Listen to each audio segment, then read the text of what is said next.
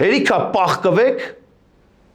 որոշ հոգևորականների վեղարի տակ, դուրս եկեք այդ վեղարի տակից։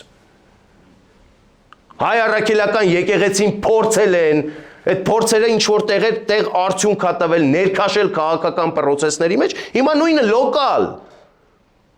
Վաղար շաբաթ խոշորացված համայնքում հաշվի առնելով Մայրաթոր Սուրբ Էջմիածնի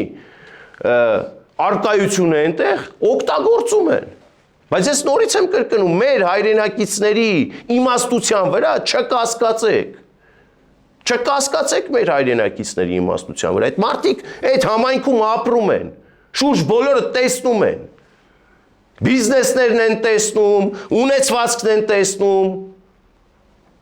շարժն են տեսնում, ապրելակերպն են տեսնում, վարվելակերպն ու շփումն են տեսնում։ Ում եկեք է լոլո կարդում, ես ինչ ջայլամային քաղաքականություն է, չեմ հասկանում։ Եկեղեցու թիկունքում թաքնվել, վայ եկեղեցու վրա գրող կլինի։ Լուրջ եք ասում։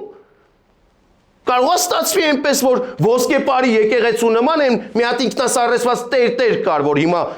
ահաբեկչության հոդվածը վրան դրած, չգիտեմ, կարդարացվի թե ինչ կանի, որևէ մեկի անմեղության կանխավարկածը չխախտենք։ Մի հատ տեր կար, ոսկեպարի եկեղեցին ասում էր հանձնվել ա թշնամուն կամ հեսա 5 պակասա, ուր որ է կհանձնվի թշնամուն։ Կարող է այդ բաննա, հայտնի մուտիլովկաներն եք բերելու դաշտ նետում։ Ես ինչ վարվելակերպ է։ Դուրս եկեք Մայրաթորի թիկունքից։ Աստծո տունը մի խառնեք քաղաքական հարցերին։